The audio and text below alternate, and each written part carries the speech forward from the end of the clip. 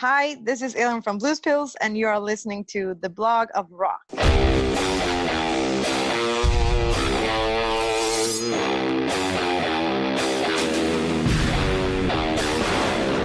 Welcome to the Blog of Rock, the podcast about rock stars and their stories. My name is Uwe. I'm gonna take you backstage and present to you the stories behind your legends. Of course, we are talking about the music that connects us all, but also about the people behind it. From where have they got their inspiration and motivation? How did they create their brands? And what kind of rock star tips do they have in times of crisis? I'm a proud woman.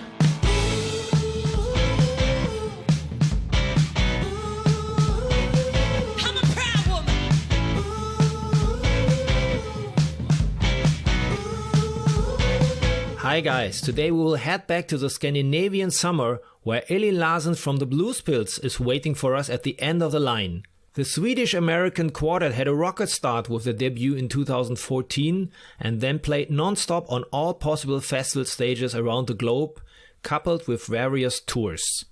Their second album, Lady in Gold, even reached #1 in the German album charts and made the band the hotspot of the retro wave. Further tours and shows around the globe meant that the Blues Pills simply needed a longer break until they gave the first sign of life at the beginning of March with Proud Woman. There was also a change in the team, but let the lady boss talk about the brand new album Holy Moly. Good day, Elin. Thank you for taking the time to talk about the new album. It seems it was ages ago that we've met last time, and a lot of things happened, especially you took a long break in between. So what happened? Oh yeah, a lot of stuff happened. I don't know where to start. I mean, we released the Leading Gold 2016, and then we toured up until 2018. And then Dorian quit the band. He wanted to focus on his solo career. And we took a break for a year, doing other stuff. I actually studied music at the music school or university, and Zach, I think he was recording other artists. I did some choir stuff, and we needed a break from Blues Pills to get, our batteries charged. And in 2019, me, Zach, and Andre, we met up in our studio that we built, which is located outside of Örebro, on the countryside. And then we started with, starting to write and record for our new record, Holy Moly. So that's what we've been up to. Was it difficult for Zach to focus now on 6 strings despite of 4 strings he used to do before? Yeah, no, not much of like the songwriting stuff has changed, because me and Zach, we always wrote the songs. But he never been a lead guitar player. So he actually sort of, learned for this record, or like during the recordings of the record, to play solo. So I think that's pretty impressive when you hear the record, because it sounds awesome. So I don't think, songwriting wise, it didn't change much, but yeah, it's gonna be interesting to see when we start playing live how it's gonna turn out. But I think he's doing a good job. I think it sounds way more raw when he plays.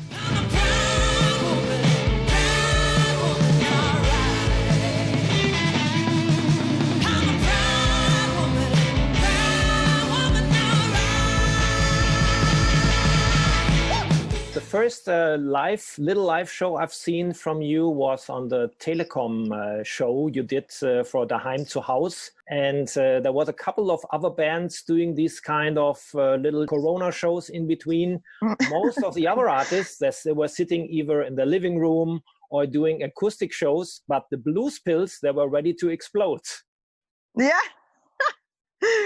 Yeah, we did it in our studio. That's where we recorded the album.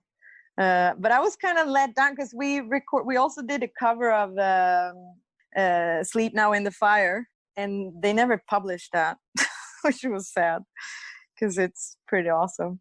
No, it was really good to see also then you performing you in the studio with lots of energy. By the way, it was the first time I saw you performing without bare feet. So you had boots on. Was it too cold in the studio?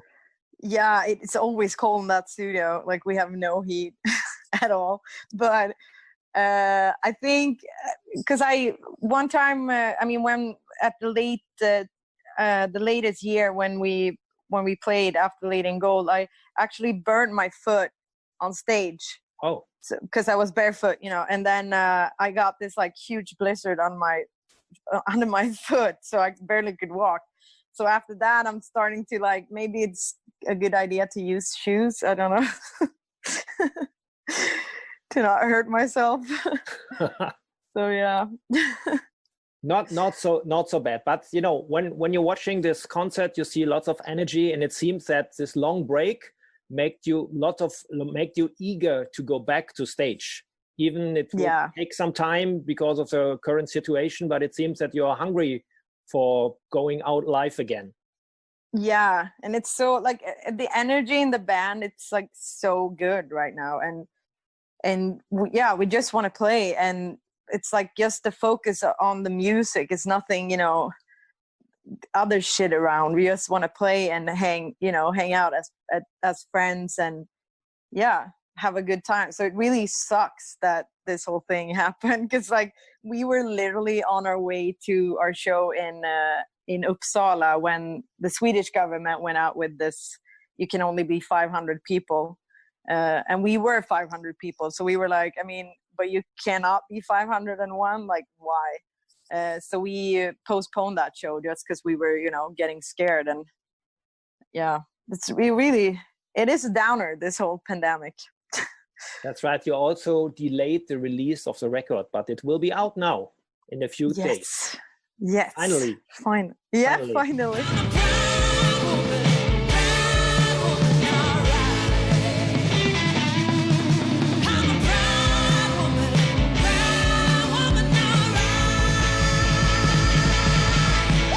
So let's talk about Holy Moly. You started off with Proud Woman as the first single, which was Hello, we are back. Bluespills are back. And it showed also, to my mind, a more, let's say, grown-up band, especially following the lyric. It seems that you are really a proud woman to be head of the guys. So you're more, are you got more mature and let's say growing older a bit, and which does it also reflect into the songwriting? Yeah, I definitely think, now I've been in the industry for about 10 years, or in a band and touring. So I think, I'm 31 now, and I just like come to a point in my life when I don't care anymore about what people think, or I don't give a fuck anymore. And it's pretty damn nice to feel like that, because in the beginning when we were starting the band and how fast it took off, I was so naive. I had no experience at all in the music industry. So I was like scared to death, and I only thought, I had to say yes to everything and do everything. And, even though I didn't want to do that. So for me, I've, also just on a personal level, I've been working with myself, during the break we had, and, reflecting over the years that's been. So I definitely think I matured, and this record is way more matured than the other ones. Yeah. You're right.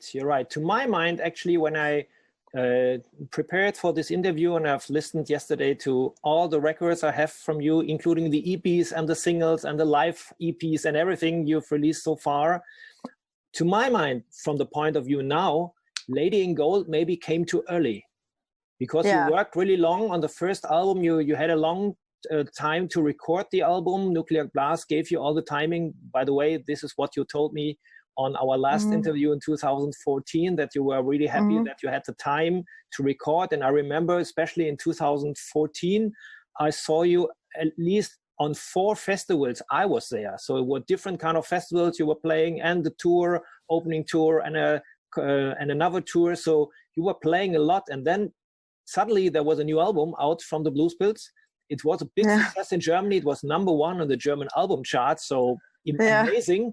But when I listened to it now, I think the songs were the best one you had at that time, but reflecting it now 6 years later, I think the new album is much stronger and shows a more grown-up band. Do you see it yourself? I think so too. Yeah. And I think, I mean, I'm still like, I'm really proud of, you know, the studio album Lady in Gold, but like what it came to mind, like when we were playing these songs live, it was impossible because we were like, you know, we had put layer on layer on layer on all the songs. I had like a 30 people choir on some of the songs. It's like impossible to manage live. But I think, I mean, Holy Moly, it's like a hybrid between the first releases and the first album, and, you know, maybe the songwriting skills sort of, or arrangement on Lady in Gold. Like I think we managed, I mean, on what I think is we managed to take the good parts from both records and or experience and make this new record. But I mean, this one is like, so Holy Moly is like the most honest record we've ever done. And, you know, we recorded it ourselves. We were our own producers. You know, it's written by heart, and I was doing like the vocals, like takes when I was pissed off. I knew which song I was supposed to lay the lead vocals on, and when I was having a bad day and just anxiety and I was sad, I also knew which one I would lay the lead vocals on. So it's a very honest record.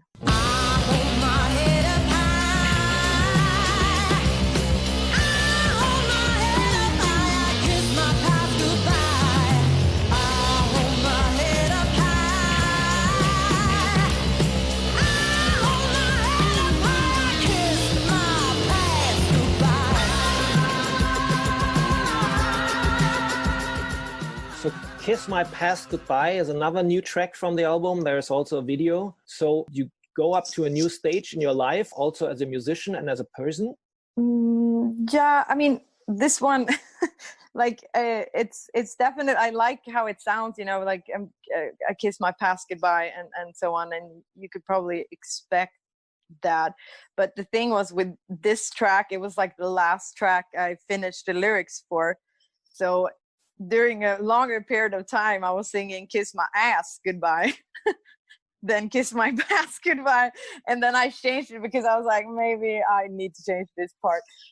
So it kind of, this song is like, it's more about the groove. And I think like the guitar riff, it's like a groovy song. And I felt like I don't need so deep vocals for this song because it's a good rock and roll song.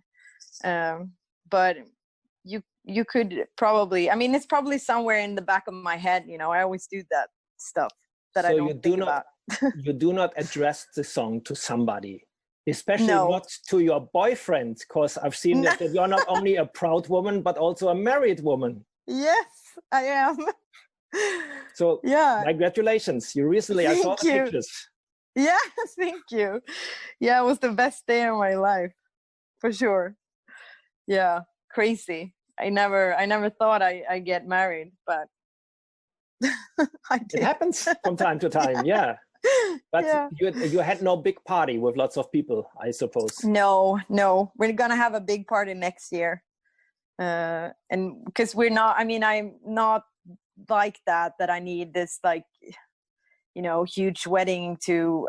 It's like, it's not about that. It's about that we want to marry each other for love. And we were thinking next year we're gonna put some, because we both know so many bands and musicians, that we will have maybe like a sort of festival, and then we invite all people we know and just, you know, have a good time and watch live music and enjoy the day. So because I think it's a bit of a drag sitting on those like long dinners and just you know.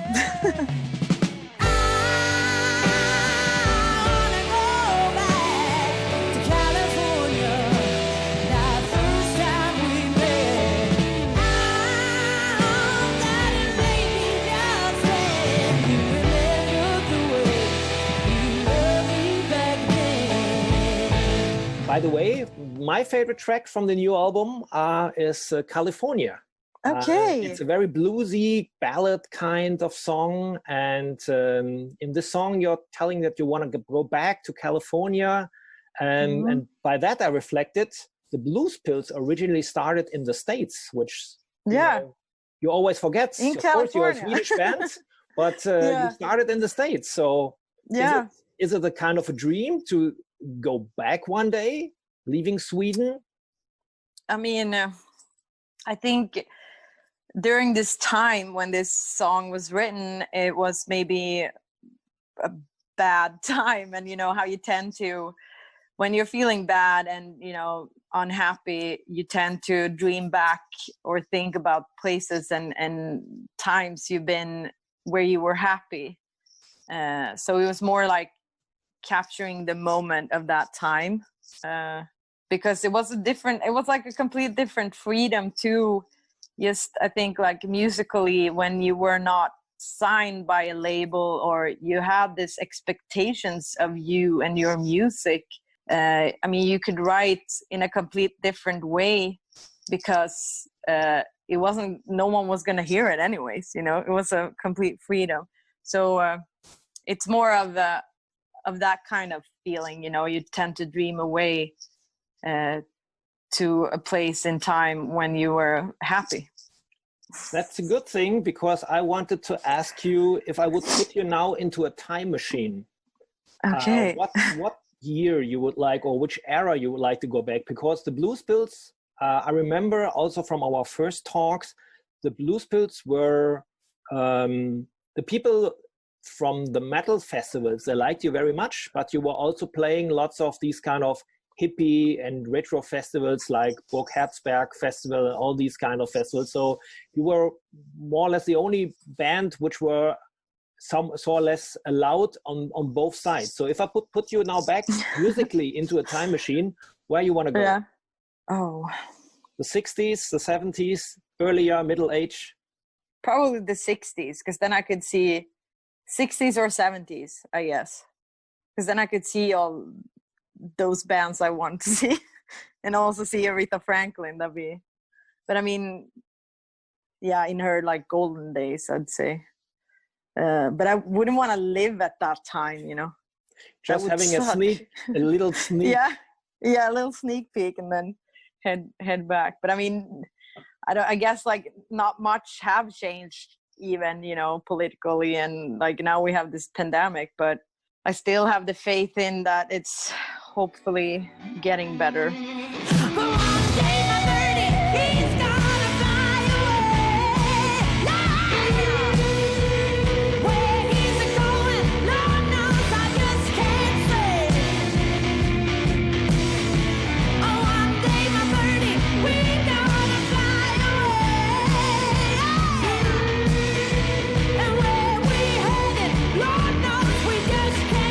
Maybe at that time you would have met Peter Green, who sadly just left us.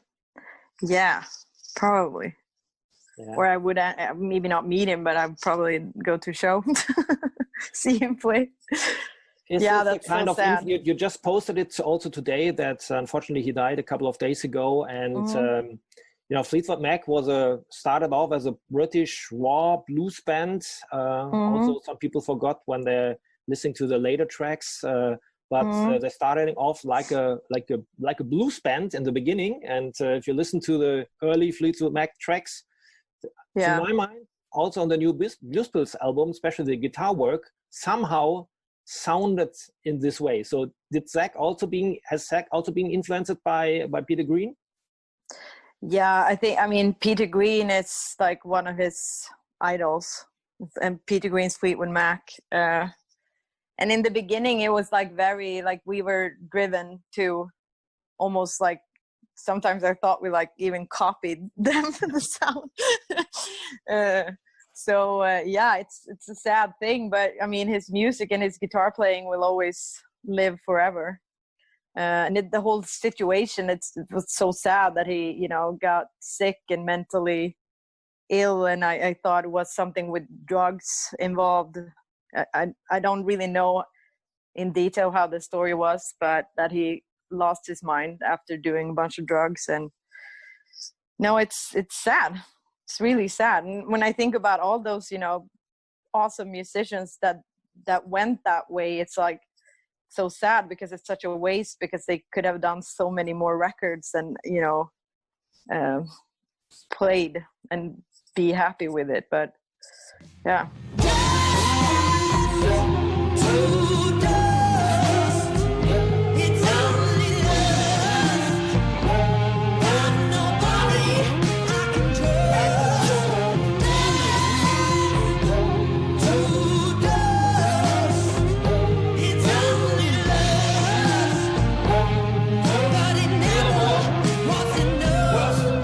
Talk about singers. You just mentioned Aretha Franklin. Maybe she's one also of your influences, what I could hear from the records. Do you have more Black artists as, let's say, influences, or white, or who could be considered as your biggest idol?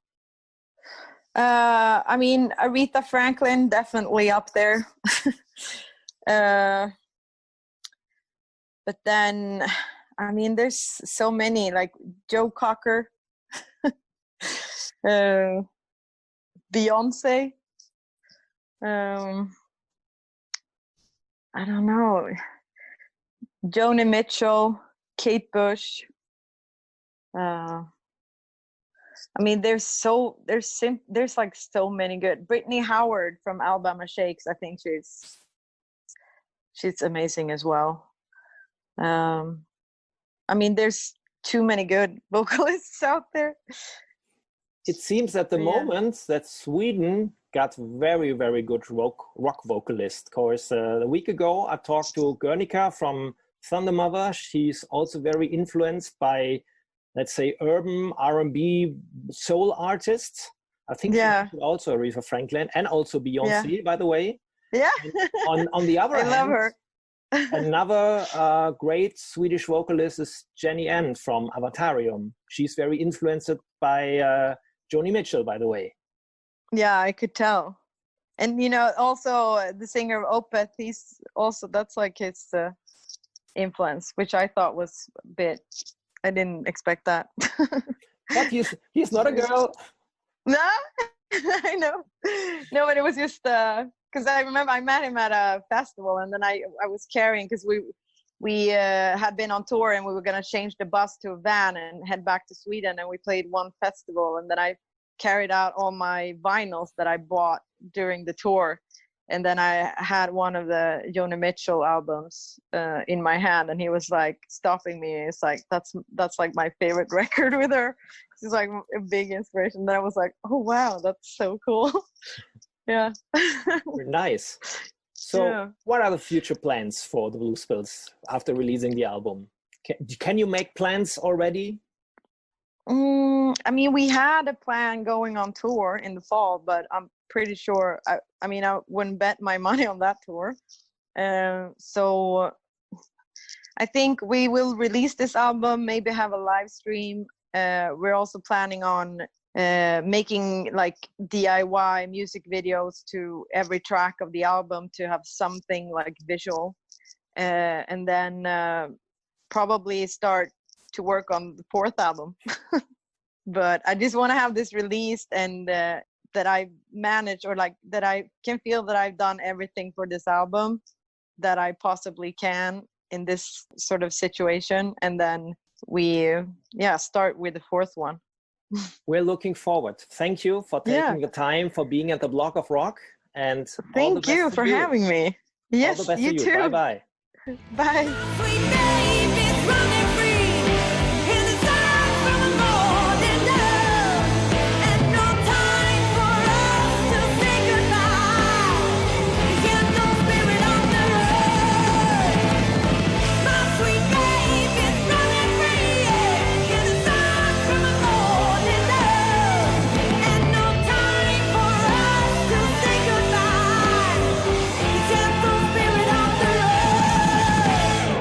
Let's keep our fingers crossed that we can see the Blue Spills on tour again as soon as possible with this album, even it won't be realistic until 2021. If you've enjoyed this episode, please subscribe my talks about rock stars and their stories at the podcast dealer of your trust, so that you don't miss the next episode. You can follow me also on Facebook and Instagram. You can find me under the Block of Rock, and there you can get more photos and videos about the episodes. Alright? Then we will hear again next time. We simply stay in Sweden and meet Marcus Judell from Avatarium next week. Until then, keep on rocking!